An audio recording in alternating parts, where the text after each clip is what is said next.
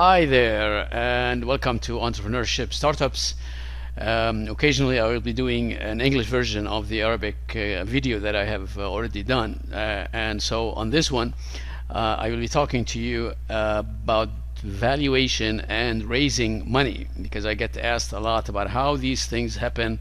How do founders and others split shares, how they raise money, what happens to their ownership as they go on. So let's try to keep it simple and just go directly to what the issue here is. So here's a founder. Sometimes there's more than one founder, 2, 3, 4, whatever number of founders, and sometimes people, out of fairness, they just kind of split the ownership equally among the founders, and that's really a bad idea, because it rarely is the case that you have people with equal contribution to anything. But I won't go into the details of this. For this example, I'm assuming that there's only a single founder. When you get the this Excel sheet, you can add other founders if you like. You just simply add a new row and go ahead and do that. But to keep this conversation simple, let's just talk about the single founder. Okay, in this Excel sheet, the only cells that you can change, or you should change, are the ones that are in blue. So these, as you can see here, these are the cells that you need to enter values in, and all the other cells will just be updated automatically. Okay, so this founder here, what we are assuming is that this founder decided to develop a project, some kind of idea that he is interested in, and he came up with $100,000. Okay, now it doesn't have to be $100,000 for your example. Just put in any number. You can even put 0 if you like, no problem. And actually, sometimes that's what happens. Some founders, they don't do any bootstrapping of their company. They just start with nothing, and then they start getting money with some other ways that they do. Okay, so let's say he did have that much money, and so he decides to put it into this project, and now he is the owner of 100% of the company. That's the post-money percentage of his of this money raised. It will be 100% of the company. Okay. Now the next thing that he needs to do here is decide on how many shares should this company be split into. Okay, so here in this cell you can just put in any number of shares that you like. There is no magic formula here or anything. Just put in any number you like, but don't put in a small number, because a small number means that you might end up having to split a share into fractions. For example, if you say this is only 100 shares that we have in this company, you might find yourself giving somebody 17.5 shares, and of course a share cannot be subdivided. It has to be a full share. So just start with 100,000 or a million. So in this case I'll just put it here as a million.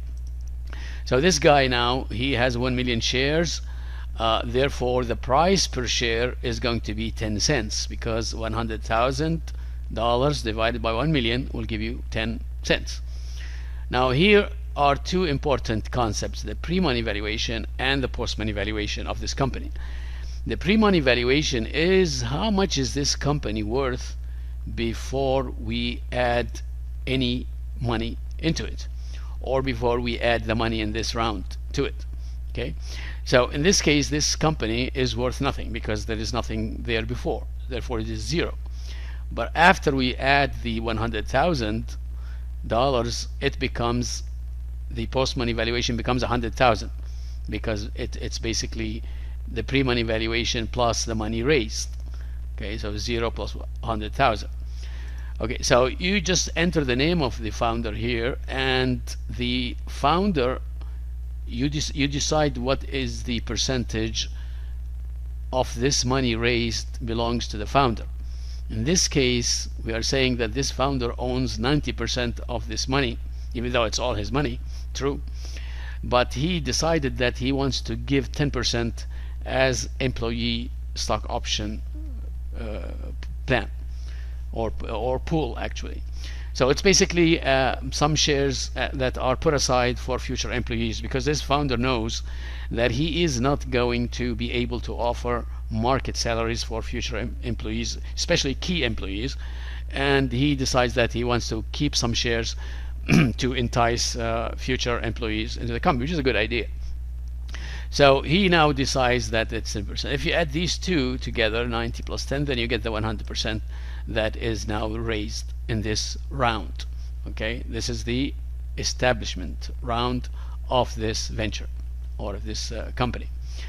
Now, we also put here the post-money valuation for each partner, and again it is 90% and 10% here. We will need this in future rounds, so that's why we're repeating it here. Same as well as total shares, we will also put them in here because we need them in the future rounds, as you will see. Now, what is the value of his shares? The value of his shares are 90,000. Why? Because he owns 900,000 shares, and each is worth 10 cents. Therefore, that is that is his that's the value of his ownership. So then, in summary, what is happening here in the first round is that the founder put in 800,000. There are 1 million shares, and now this company is worth $100,000. And now he starts working and maybe generating a prototype, a business plan, a feasibility study, whatever other things, maybe hiring some early employees, and so on. And he gets started, but then he realizes that he needs some money because there are other things that he needs to do, and he doesn't have the money for it.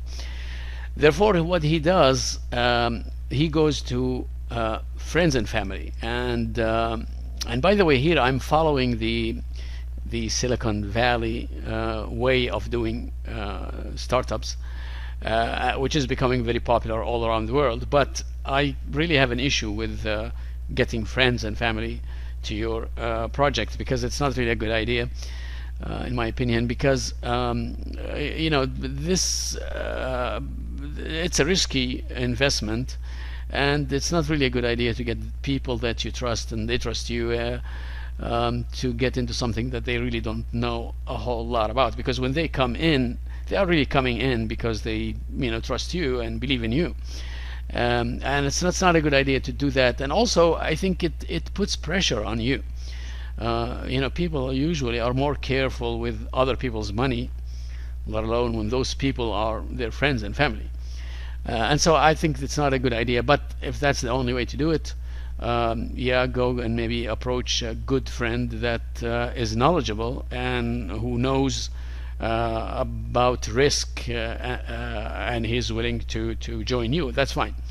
There are also other ways that I won't talk about here, but you can also get in touch with some accelerators or incubators and other places where you can fund your startup.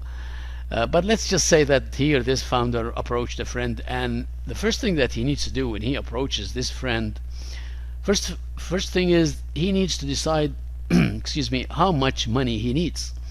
Okay, so this guy now, he thinks that he needs 200,000 because that's what he thinks is needed to get things going. And usually you don't ask for more than what you need, because this money is expensive. Okay, because you are paying for this out of your ownership in this company. So usually you try to just get the money that you really think is needed at this stage in the life of the project. Okay, so now he decided that he needs 200,000, and he talks to the friend, and the friend agrees, yeah, 200,000 makes sense. Now they need to discuss how much percentage the friend will get. Okay, and here's where the concept of pre-money valuation comes in, because pre-money valuation really is this founder telling the friend that the company as of now is worth $1,800,000. Okay, and the discussion between the two is really based on this valuation. Okay, he thinks it's worth 1,800,000.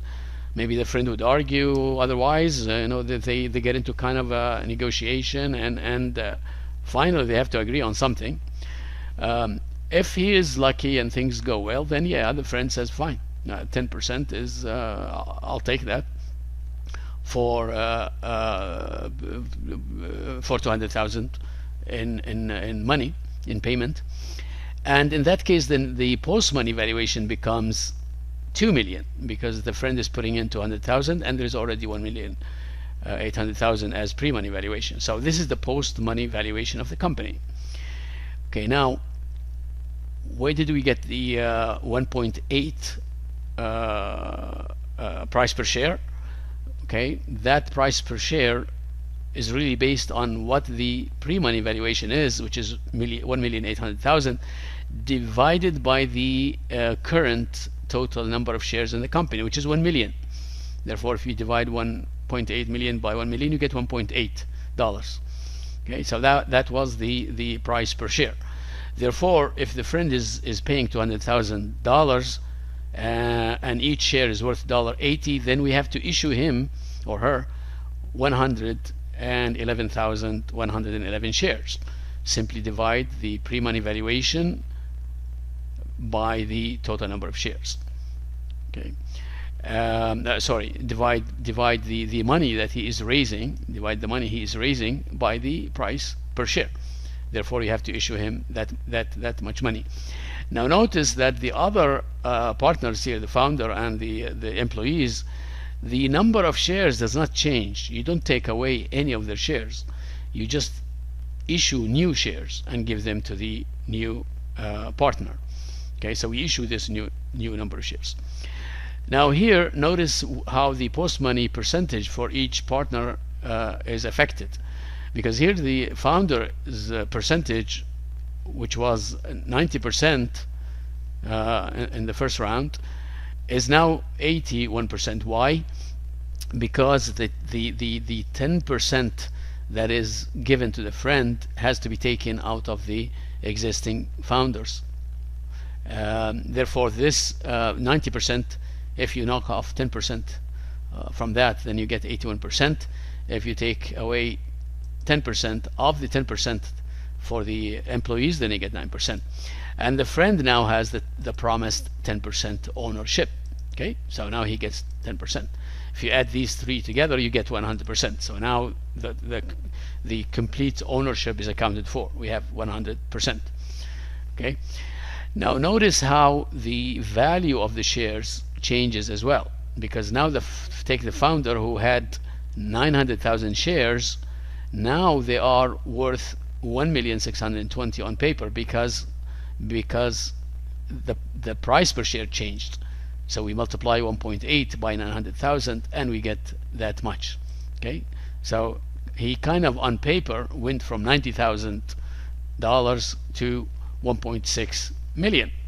Okay, that happens. In fact, sometimes it's even much more than that, even at this early stage. It all depends on what the company is, what the idea is, and in many other cases actually it is much less than that. So there is really no hard and fast rule on this.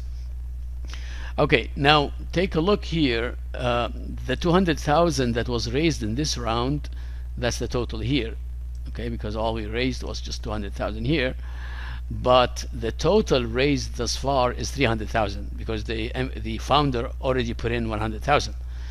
So now we have 100,000 plus 200,000, that's the 300,000. And now the number of shares, the total number of shares, has increased from 1 million to 1,111,000 because of the new shares that we issued to the friend.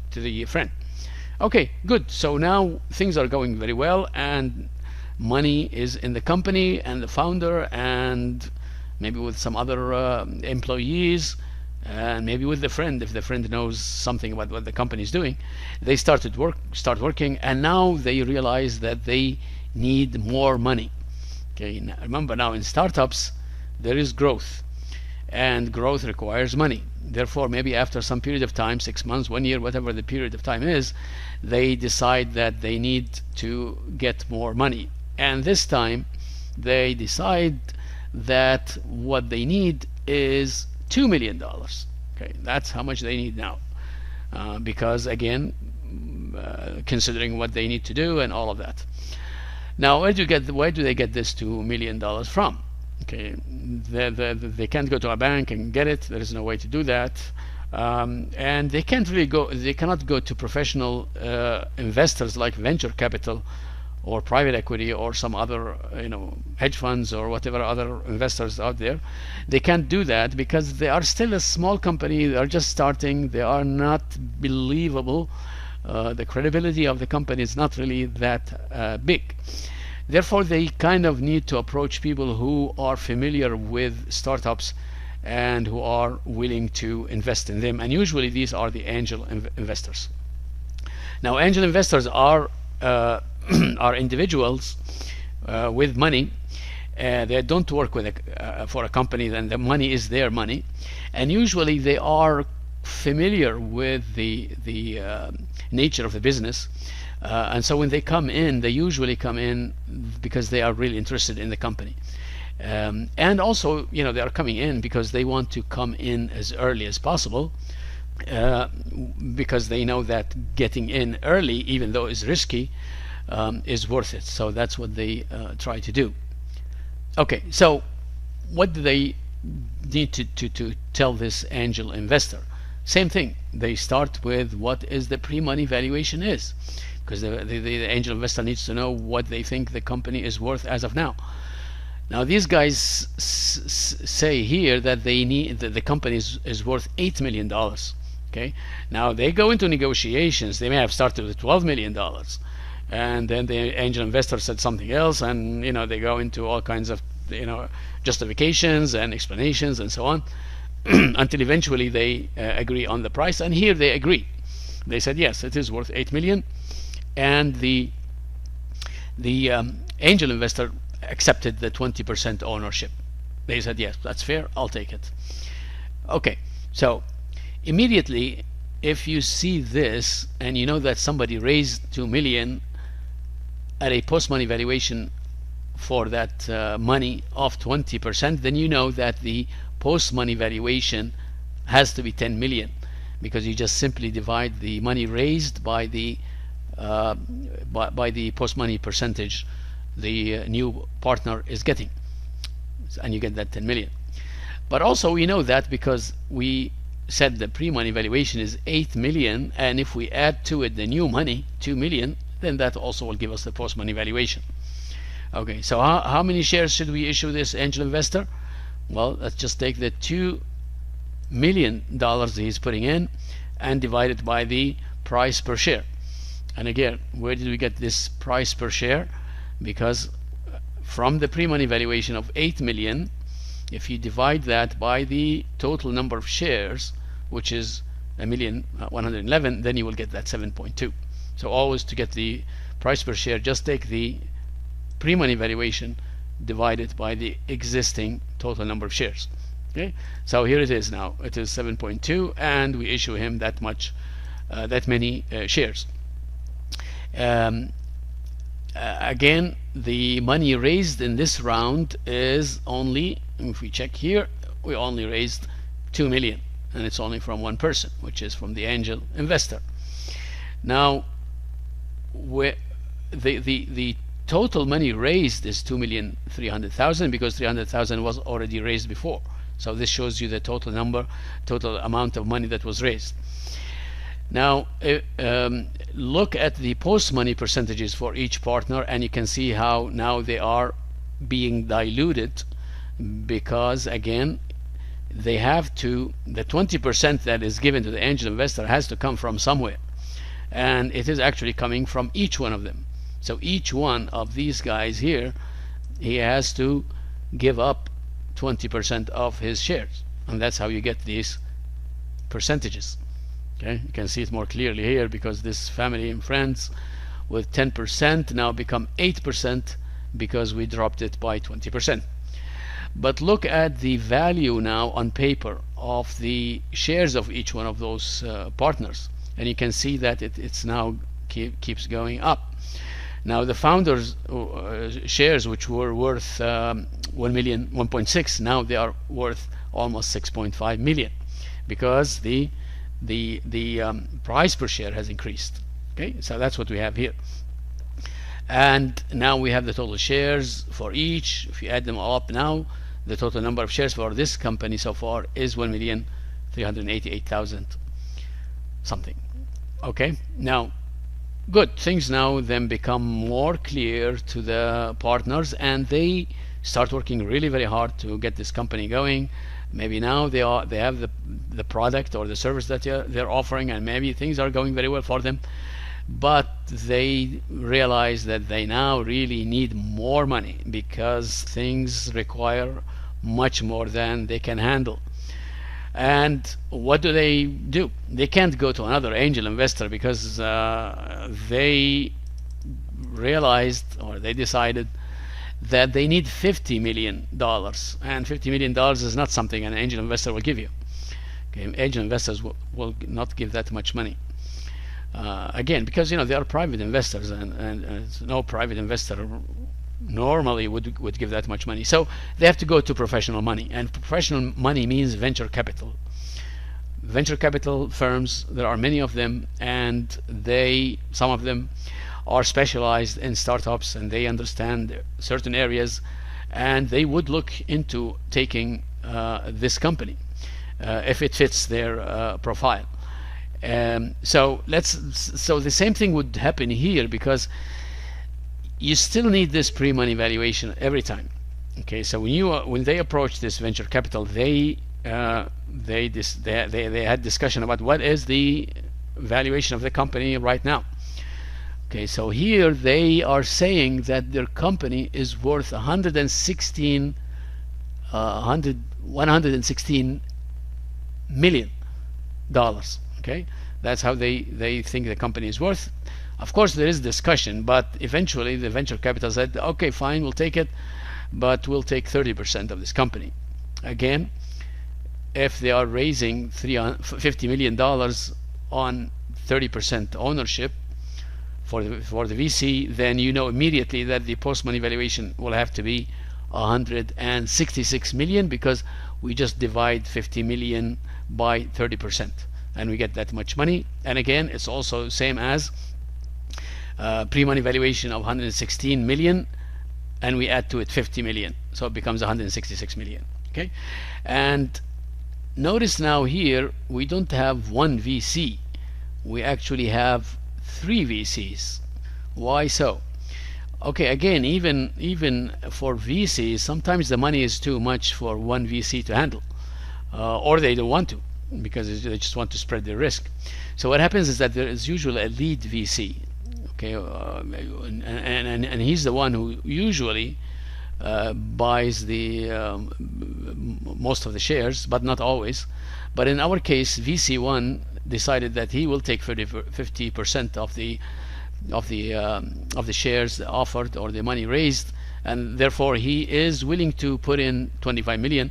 But he also talked to some other investors, some other VCs, and they also put in some money here, so 30% and 20%. But he is the lead investor, and really what the lead investor's role is he is kind of the one who is arranging this. He is leading the round. It's very difficult to, and it's not even a good idea, not even practical, to get many VCs doing the same thing. They're all doing their due diligence. They're all going after the checking of the balances and looking at the company from legal and other aspects. So one guy does it, and the other ones are following along with that lead VC. Okay, so in this case now, so we issued them a total of 595,000 shares, and they are split among them in this fashion. And here are the different percentages for the partners, and you can see now that there is more dilution. And again, the dilution is by exactly the percentage that was given to the venture capital. So if you're giving them 30%, then you have to give up 30% of your ownership. For everyone will have to give up that much to get the money that they're asking for. Okay. But then look at the value of the shares for these partners, and you can see now it's getting serious money here. It's becoming serious money. So now the founder's money or ownership is worth $75 million. Okay, why? Because he still has those 900,000 shares. Like we said, the number of shares never changes. It stays the same unless he sells some of his shares or if he buys more shares. So if you take 900,000 shares and you multiply it by $84, which is now the price per share in this round, then you get that 75 million. And same thing for everyone. In fact, the friend who just put in $200,000, now his money is worth $9 million, more than $9 million. Not bad.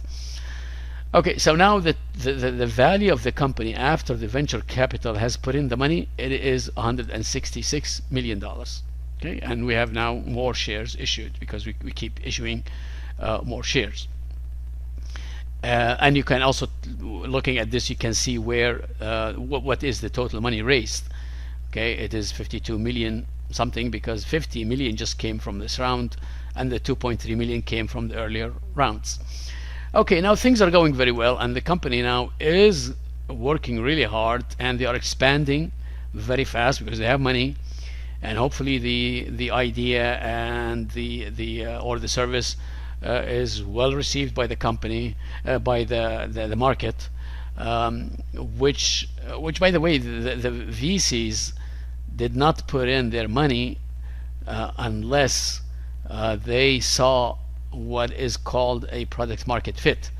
Okay, they normally, venture capitals don't really get into companies that have not yet proved themselves or proved the product to the market. Okay, the product market fit means that the product is well received by the market. It is meeting a particular demand or want by people, and there is traction as well.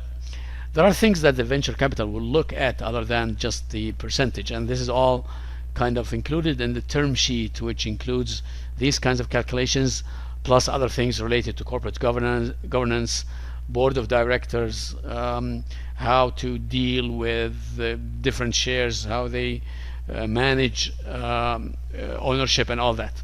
Okay, so now maybe after a year, 2 years, 3 years, it all depends on the company and the circumstances.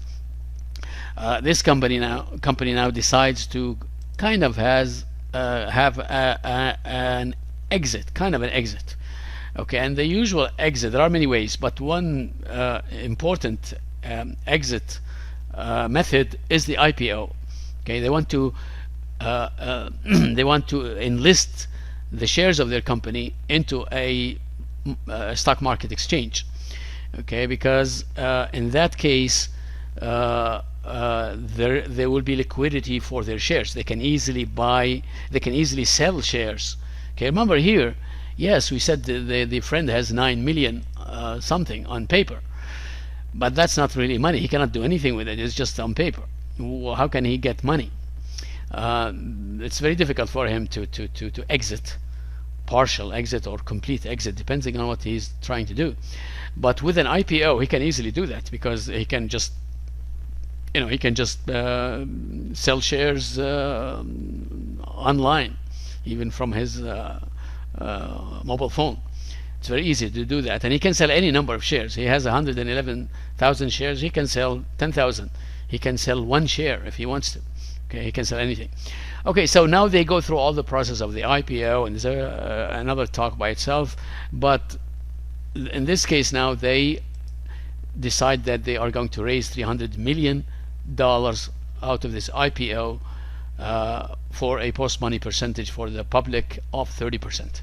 Okay, dividing 300 million by 30%, that will give you a unicorn, and this is a $1 billion company. Okay, this will be a $1 billion company once it is IPO'd.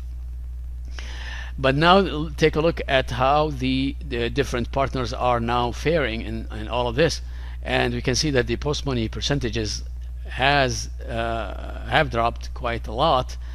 Let's just look at our friend here. Now he has less than 4%. Okay, he started with 10%. Now he has less than 4%, but his shares are now worth $39 million. That's not bad for a $200,000 investment. Okay, and we can see here that the total number of shares is 2,834 something. And you might ask, why is the price per share $352? That sounds a lot for an IPO, because usually you see the prices, in the 30, 40, 50 something dollars or less. And the reason is because what happens before the IPO, the company decides to split the shares by increasing the number of shares and reducing the price per share. So here instead of having about 2 million shares before they did the IPO, they can easily multiply it by 10.